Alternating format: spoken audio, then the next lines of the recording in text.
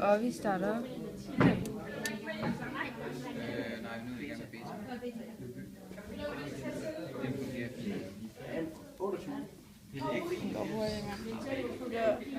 Det er gået 10 sekunder. Så skal den her skrues. Har du skruet det her med? Og så prøver vi.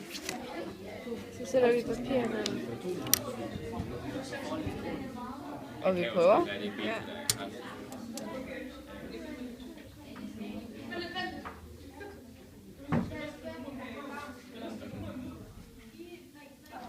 Den stopper ikke meget stråligt. Den stoppede med 5. Stod det ned med alt. Altså filmmail. Nej, ingenting. Og nu er der...